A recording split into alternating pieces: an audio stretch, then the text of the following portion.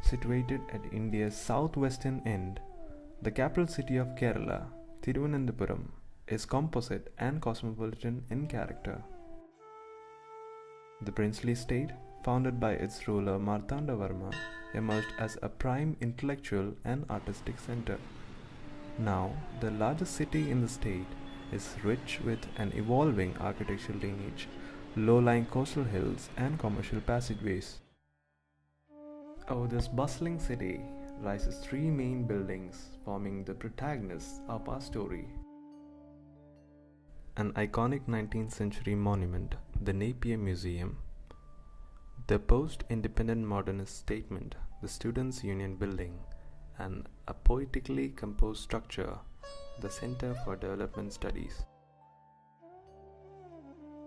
A fitting baseline for all three interpretations of context is the palace complex at Padmanabhapuram, built between 17th and 18th century.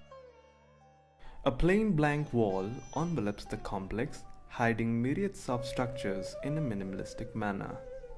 The whole complex appears woven together, a series of visual, oral, and thermal arguments about climate, place, and society.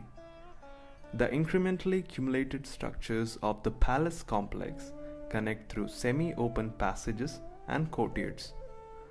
The fenestrated hallways and passages filtering light and air and yet guarding privacy retain a dominant architectural frame for understanding context. The Napier Museum, named after the British Governor General, is symbolic of complicated politics combining the regional with a strong Western influence.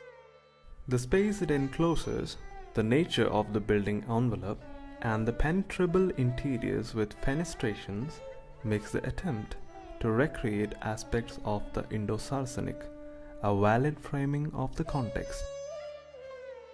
The overpowering superstructure, the bold pitched roof, the color and the clever pattern on the surface, and rigid symmetry add to the character of the building.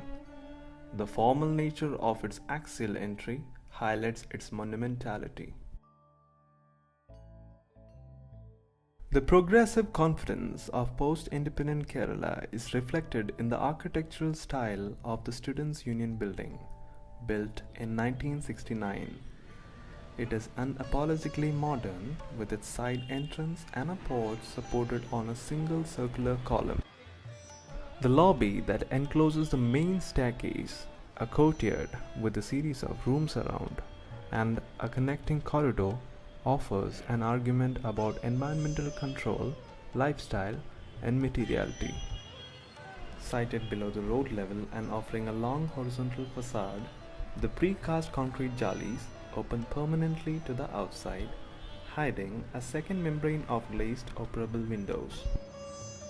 A critical reframing offered by Laurie Baker, the Center for Development Studies, attempts to harmonize his radical argument within public institutional structures. The building combines influences from English vernacular and regional forms. It merges into the undulating terrain, taking shape around existing features. The interior spaces are exposed to nature in varying degrees, a wide array of fenestration typologies. The well-crafted brick jalis, load-bearing, undulating half-brick thick walls, and the formal sequence of entry with informal spaces offer a unique example of this kind.